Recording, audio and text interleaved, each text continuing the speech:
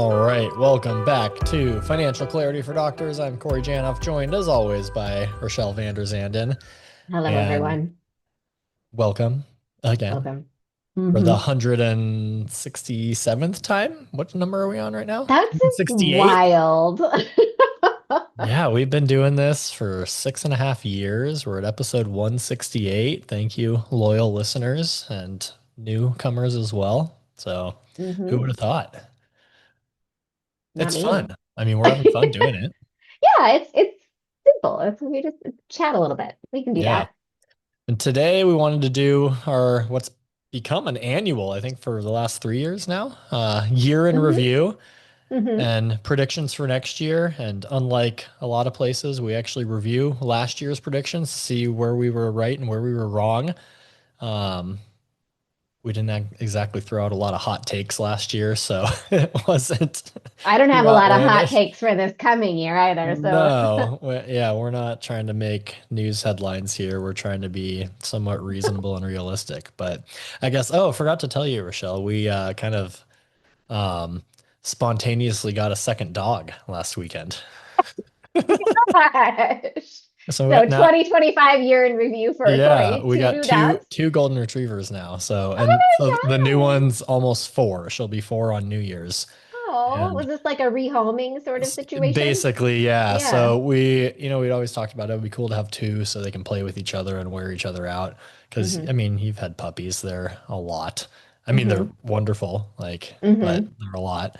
hmm Um, and so and it's tough adopting shelter dogs with kids because some of the shelters are like, oh, if you have young kids, no, because you don't know what the dogs are like Yeah. necessarily. So we got hmm our puppy from a breeder in the area who was actually like I think we told the story. She was returned because this older couple who originally got her was like, we can't handle a puppy.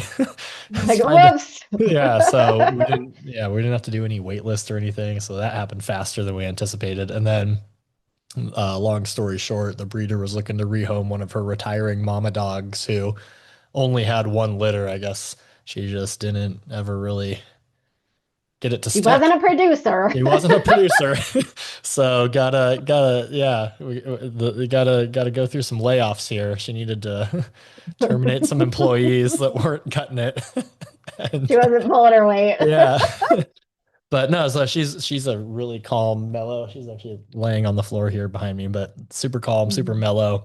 Um, has actually imposed some of her habits on our younger dog, and the younger dog's like, whoa, I like the younger dog just wants to jump and play. The older one's like, stop it, get in line, kid.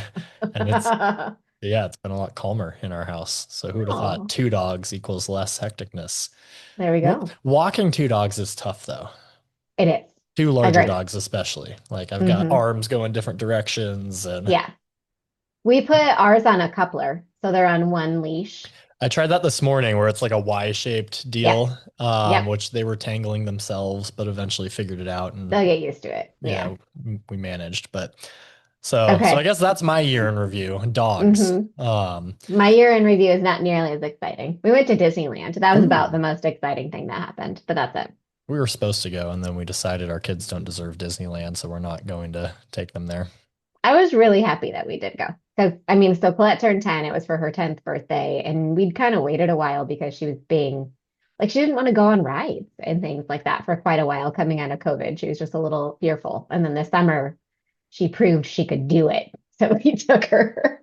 Would you go to Oaks Park and do Yeah, and something? she There we go. wanted so for those of you that are listening that don't know, and it's probably not very exciting, there's like this tiny little amusement park in Portland called Oaks Park, and it is sketch and very fun at the Like you same could time. see the wood cracking under the roller coaster. But anyway, we went on all the rides there and it was great. So then we went to Disneyland to ride some bigger rides. Okay, but Nice. what else happened this year that is relevant to other people and not just the two of us, Corey? Tell us.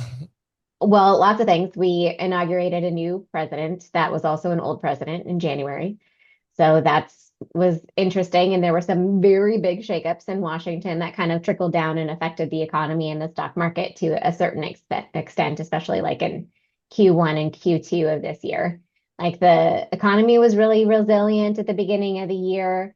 The stock market had a really rough kind of end to the first quarter, beginning of the second quarter, just kind of in reaction to headlines about tariffs and things like that. It was probably like the biggest driver of that big dip. We started at like almost like right around 5,900 in the S&P 500 at the beginning of the year, and it was at like 6144 on February 19th. So it kind of like really upticked after President Trump was reelected and reinstated as president. And then in April, we hit a low of like 4983. So it was down like a significant amount, even from the beginning of the year. And it was like a decline of almost 20% at that point, which is big, and it happened very quickly. But since then, it has risen back to like 68.49. So at that point in April, we were down 20%. And as of December 10th, when we're recording this, it's come back up 37% from the bottom, a year to date return of like what, 18%, 15%, something like that. I don't even know. Yeah, like 16 to 18. Yeah. So, I mean, it's kind of wild when you go through things like that. And I think that that is a very good lesson to learn because sometimes when things go down, we panic and we want to sell. And that's like our compulsion. Like you just want to do it. But if you do that, you can miss out on the recovery. And that is what you do not want to do. So, especially if you're a long-term investor, you ride it out. You ride out that little roller coaster. Sometimes the roller coaster does not come back up quite that quickly, but this time it did. And that's why you want to make sure you stay invested. I definitely had a few conversations in the spring of people who were Did like, you? these tariffs Panicking are a going to little. kill the economy. It's going to Yeah. ruin global production. How did we not predict this ahead of time and sell out our money before it went down? Like, like I didn't necessarily have that conversation with clients, but people in my personal circle I did, where they're like, why didn't people see this coming? Why didn't we like sell out of investments? And like, because obviously this was going to happen, and it's like, okay, but no, nothing is obvious when it comes to the stock market.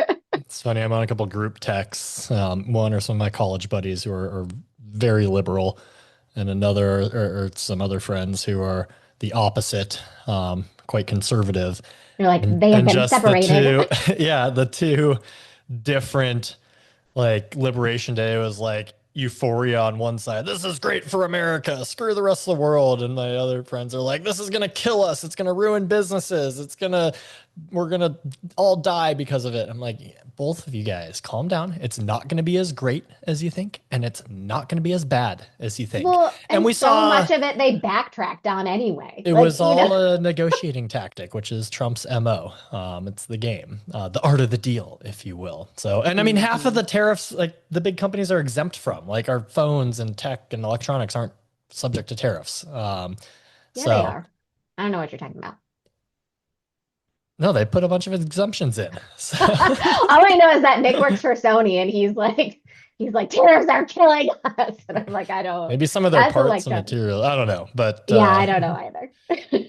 so, anyways, Yeah, it there are wasn't some as big a exemptions. deal as the news headlines make it out, which is usually the case. Usually the news makes things out to be more extreme than they actually end up being. That's how you sell papers. Yeah. Yeah. But anyway, so the stock market has done really well domestically, but international stocks actually kicked our butts. So, woohoo, this was the year where diversification won a little bit. So, we make a argument to have like well-diversified portfolios for especially your long-term investments. And this is why, some years the international stock market will do better than the domestic stock market. So, if you were in there like developed and emerging markets were up about 30% year to date as compared to the S&P up about like 16% year to date. So that's a pretty big difference. So well diversified portfolios are probably up a bit more than just like the S&P 500 itself. So another good thing in the stock market. Woohoo. There we go. I just did some Googling. Products generally not affected by tariffs include US, Canada, Mexico compliant goods, certain tech components like semiconductors and displays, and essential raw materials and energy. So, tech, smartphones, computers, and other major electronics from China were initially exempted from some reciprocal tariffs, but face other duties, while components like semiconductors and displays often get exclusions. Some energy components, copper, raw materials are It's so excluded, basic random. pharmaceutical inputs. So basically, whoever negotiated some deals directly with Trump got some exclusions, and everyone else has to be subject to some tariffs, where it Or comes lots of down to. tariffs. Yep, Yep. for now. It'll Hmm. change. All the time. Yep. Okay. Over the summer, we saw that one big, beautiful bill situation was signed into law. The main purpose of that was to kind of solidify and make more permanent some of the Tax Cuts and Jobs Act tax cuts from 2017 when Trump was initially in office. So those were set to sunset at the end of 2025. They were changes to like tax brackets and things like that. So moving forward, those changes will remain in effect. So there's slightly lower tax rates for lots of different brackets and things like that. But then there were lots of other things that also were incorporated into that. It was like more tax cuts for seniors, some impacts to like charitable contribution deductions, some potential increases to being able to like write off like your state and income taxes or your state and local taxes. Some of this depends on like your tax bracket. Also, there were also some changes to student loans, like how much you can borrow, how you're required to repay those student loans, and things like that too. So it was really like a pretty big law with like lots of different things in it. So if there's anything particular that people are interested in, they should go look it up. But it was big. Yeah, some of it'll affect you, some of it won't, like most laws that are Hmm. overarching like this one. Um, yeah, despite the let's see. Oh, rate cuts. That's where we're at, right? Yeah, Fed rate Yep. cuts September, October, and as of today, December. Quarter point rate cuts each, so 0.75% in total to the Fed funds rate, which is the overnight lending rate. Member banks uh, charge each other to borrow. Um, we'll talk more about this in our predictions, but a year ago, people were like, "Oh, we're going to get rate cuts in 2025," and then Fed was like, "No, the economy is pretty strong. We're not really going to cut rates a whole lot," and they didn't. They just kind of did some more placating rate cuts, if anything. I think the Hmm. biggest fear is inflation. If they cut too much and it spurs the economy too much, it could reignite some inflation, which they want Nobody to wants avoid. that. Nope. Jerome Powell, chairman of the Fed, his term is up in the spring, and President Trump has been very vocal about nominating a new Fed chair who is a proponent of cutting rates more. So, wouldn't be surprised if in the um, especially the back half of 2026, we see some more aggressive rate cuts with a new Fed chair. But at the same time, it's not just one person that decides. There's a committee, and depending on how the economy is doing, um, that could warrant greater rate cuts or Yeah, maybe I mean, it justify could. holding them Yeah, exactly. I think depending on how things are going with the economy, it might make sense to do that. Like maybe Jerome Powell would be doing that in late 2026 if it made for sense. You sure. never We know. might see rate increases like Japan just raised their rates. Hmm. So depending on what's happening, if we get inflation, the economy heats up, more so than it already is, like you could see rate increases again. Um, Yep. the rate cutting is one of the Fed's biggest weapons to combat a recession and to ignite growth. So they don't want to just drive rates down for the sake of driving rates down if they don't have to. They want to keep that tool in their tool belt so that if we are in a tough spot, they can actually drive rates down a meaningful amount to spur borrowing and economic growth. Yeah. Um, Now, despite the negative news headlines we see every year, month, week, day, hour, the economy and the stock market remained resilient. Employment data, it's slowing, and there's definitely certain sectors that have been hit harder than others. The tech sector, we've seen some layoffs. If you're in real estate, like specifically real estate agents and mortgage brokers, like it's been slow for a couple of years now. But the majority of people in the overall economy still have jobs and they're still spending money. And that's why companies are making more money than ever and the stock market's at an all-time high. Simple as that. Um, Obviously, the more you read and learn about the economy, the more you realize no one really understands how it actually works. But I think probably the biggest driver is jobs and income. As long as people have jobs and they're making money, they're going to spend money. Hmm. And then that's what drives the majority of our economy is consumer spending. So I think it's really interesting just like the like how feelings affect the economy. But for like sure, we're humans. everyone feels the same way, so like we live in, or I live in Portland, and I feel like consumer sentiment is not great because everyone here is super liberal and progressive, and they have big feelings about like what's going on in the world, which makes sense. So maybe they're kind of holding their pocketbooks a little closer, right?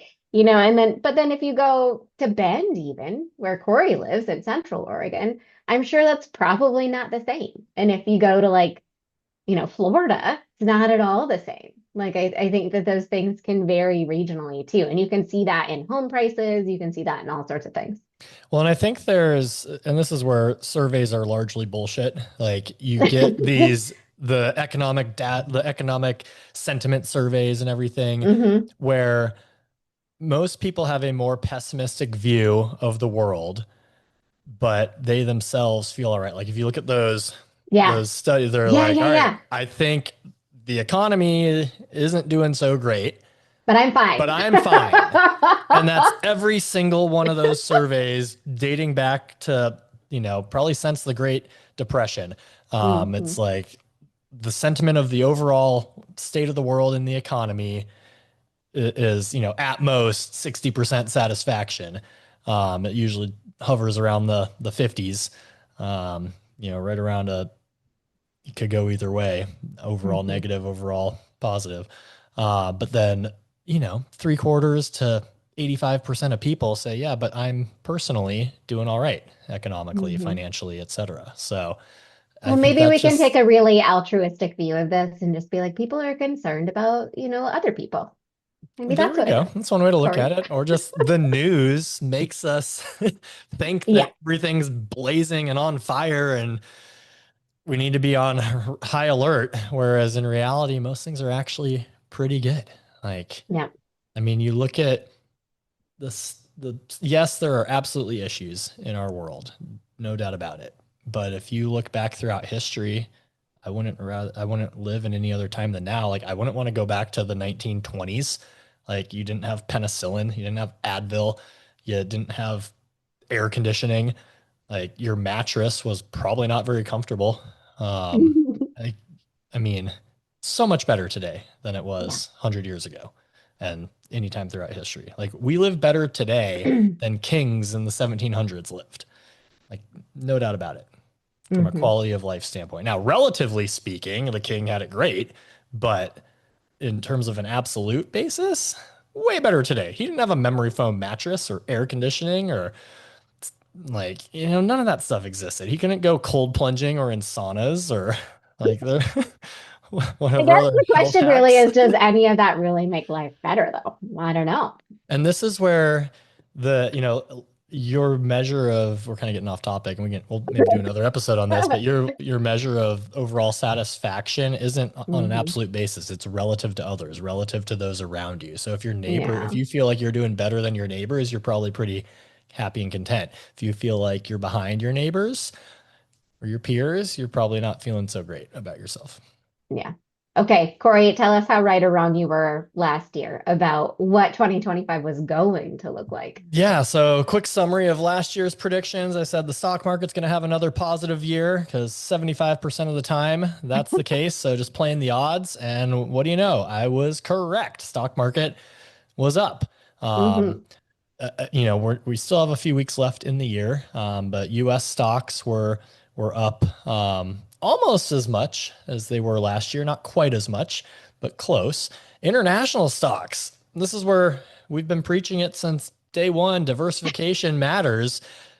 The last decade or so, it hasn't been the case. US stocks have been king of the hill, but despite US stocks doing well, international stocks have been phenomenal. They've like almost doubled the growth rates of domestic.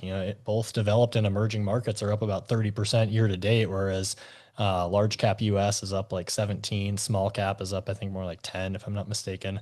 So, Hmm. Yeah. yeah, be diversified. You never know what area is going to do well or poorly in a given year. Yep. Also predicted Fed would cut rates by less than 1%. Ding, ding, ding. I was correct. We had three quarter point cuts, total of 0.75%. Mortgages, I said, mortgage rates would stay in the 6 to 7% range. Those two kind of go hand in hand.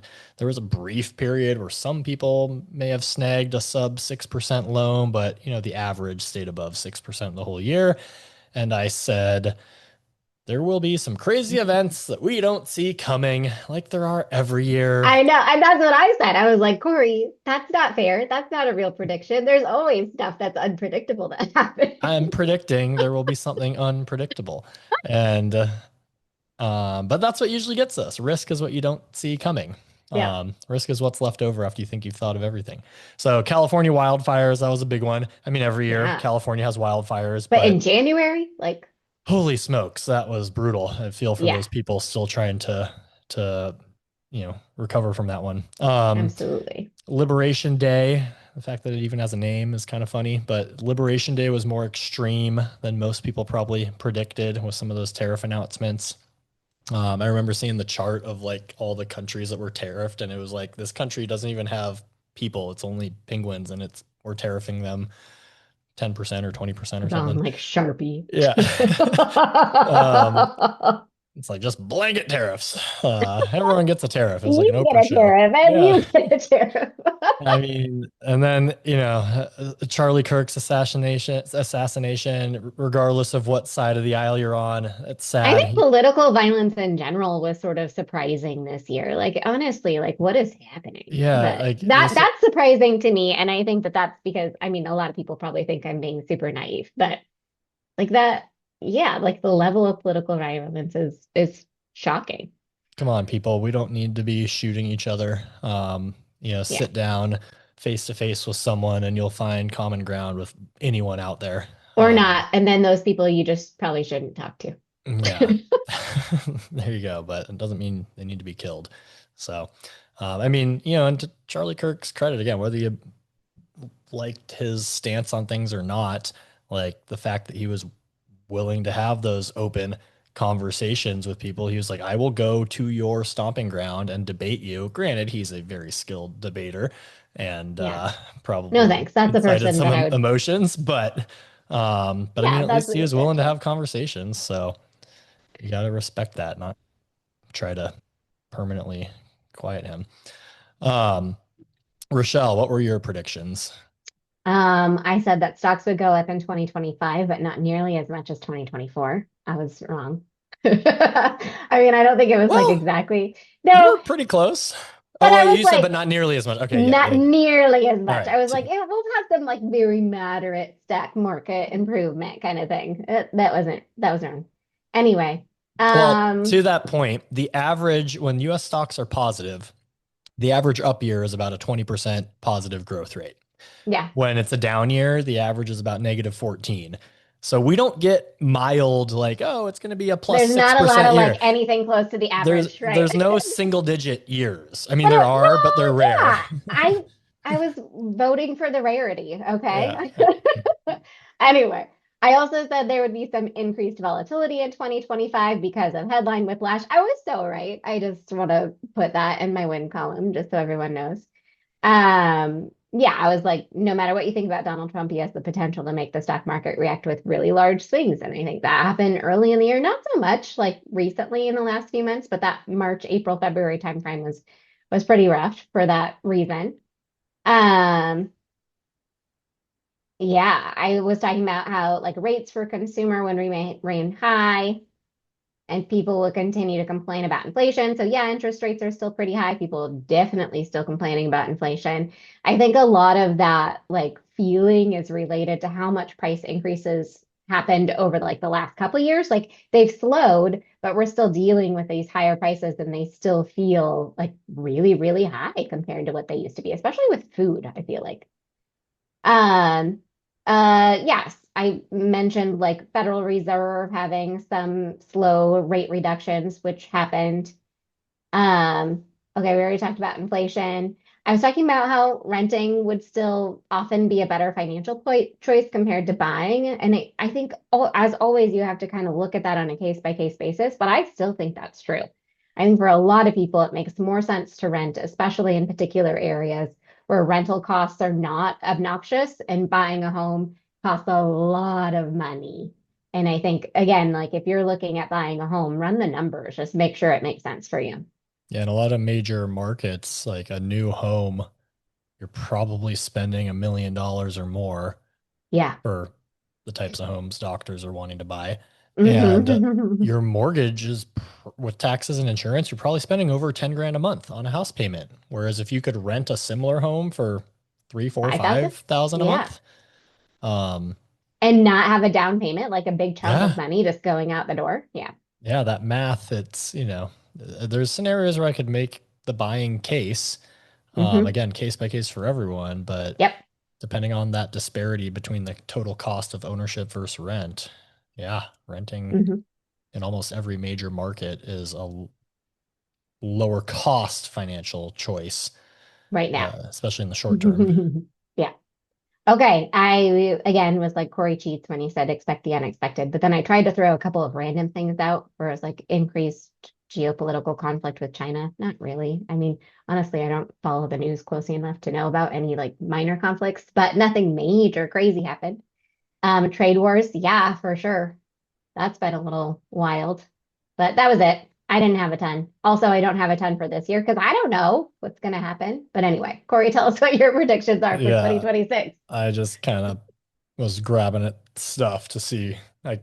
I'm with you. I have no idea. I haven't put much thought into it. So we reserve the right to be wrong with all We're of always these. wrong. Do not take this as advice or recommendations to do Mm-mm. or act on anything. This is just This is more for for funsies. fun, entertainment purposes only, as they say. Um, I think I mentioned it already. As long as people have jobs, they will continue to spend money and the economy will be strong. And I anticipate maybe mild unemployment increases. We've seen some mild upticks in unemployment this year, likely probably to continue next year as more companies start integrating AI tools into their businesses and don't see the need to hire as much. But I think overall, we're still going to have relatively low unemployment, which is going to mean people have jobs, people spend money, more economic growth in 2026. I don't see massive layoffs, maybe, less hiring, but I don't know if companies are going to just start firing people unless something extreme happens. So I anticipate another positive year for the economy and the stock market. And I'm also just playing the odds, 75% of the time. It works every time.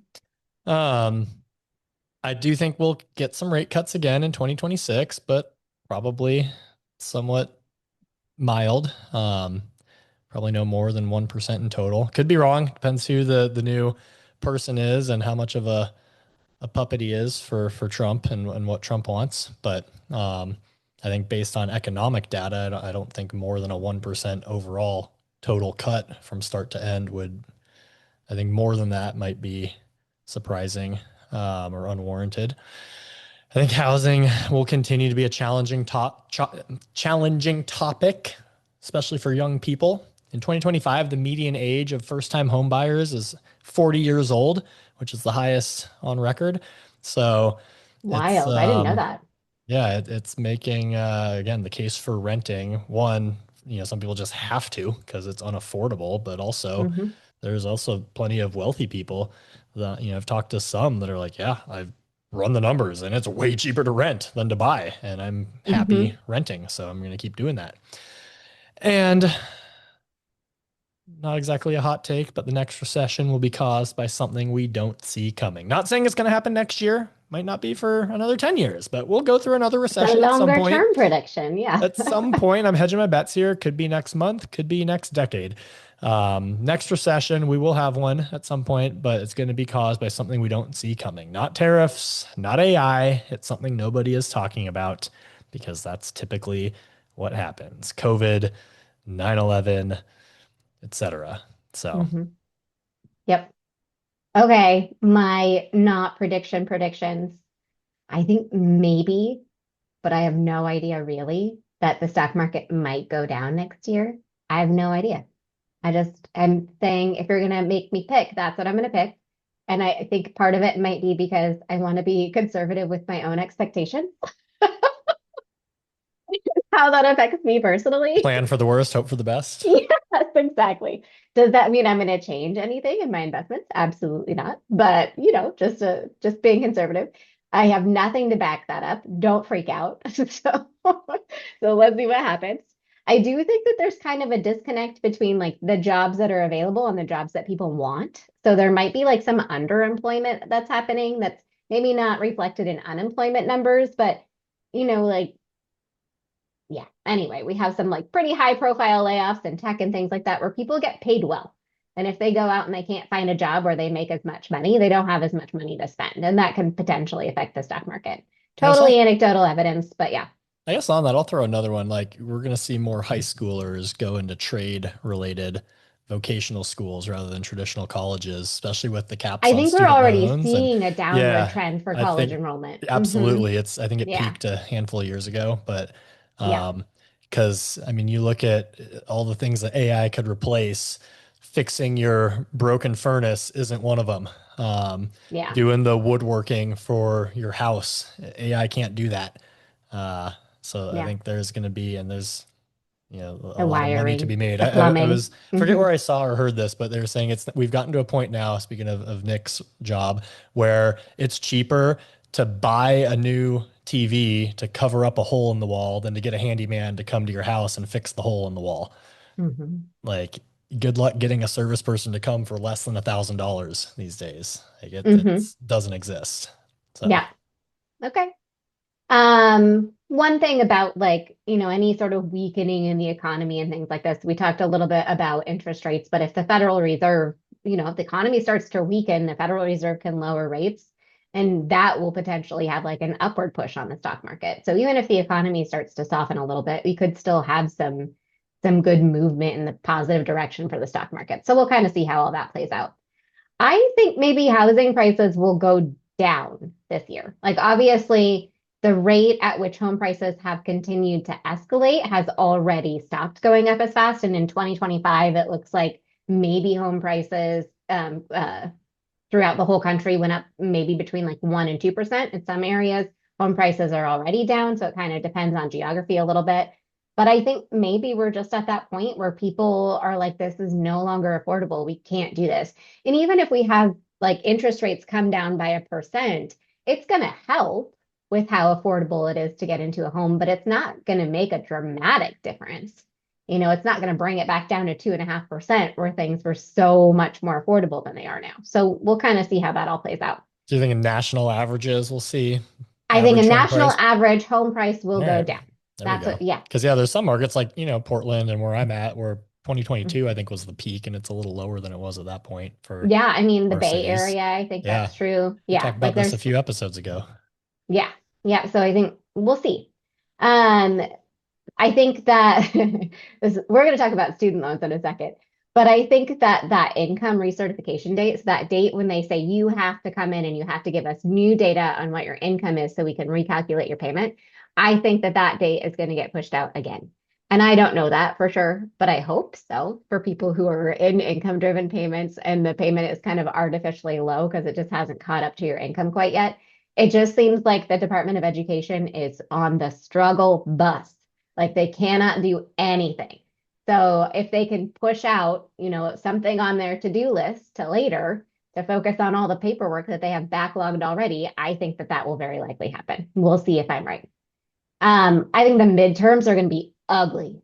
Like politics is always ugly. I think it's going to be ugly, like Like throw them extra. in an octagon and they're I don't fighting each even other ugly, know. or I don't even know. And I don't know how I'm gonna like quantify if I'm even right about that or what not. is it, like incumbents getting usurped and newcomers getting elected, or what? When No, I don't know. I think people are like people mean are and fighting in the angry, and streets, like hopefully we maybe don't there get will to that be more point. political violence. I don't even know. I don't want I that to hope not. happen. Yeah. I hope not too. Yeah, but I think that people are just mad, like it's just, and I get it. Like I think that like obviously no one agrees on anything anymore. So people are just really angry about it. And yeah, I think it's gonna be a little brutal. I do But think we are getting precariously close to that tipping point with the state of US politics, where eventually the majority of people are going to be like, we're sick of it. We're cleaning house. let's get some newbies in here. Like I think enough people are But we don't fed have like up. I don't think voters have enough control of the pipeline True.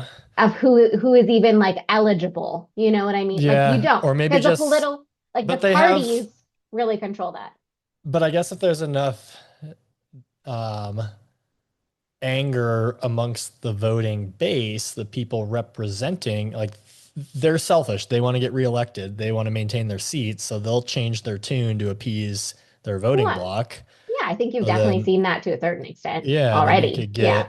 get, changes in policies. But I mean, I'm all for some change in Washington. I think I saw Some new blood. some graphic the other day. 2/3 of our senators are over the age of 60. There's six of them that are over the age of 80. Call me ageist, but I'm sorry.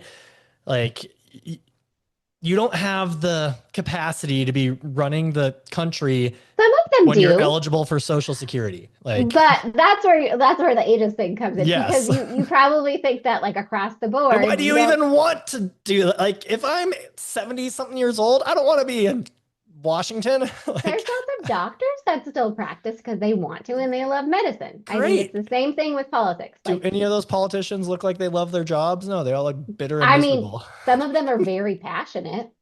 I don't know if that equals No, love, they're but they definitely like I power don't know. hungry Anyway, control I freaks get your and point. like to, they're not I willing to give for up sure. their.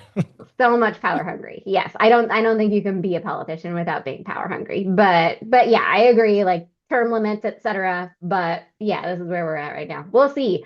I don't know. I don't know how I'm going to tell you if I'm right or wrong even about that next year when we go over this. But anyway, yeah, I think overall, like things were pretty good in 2025.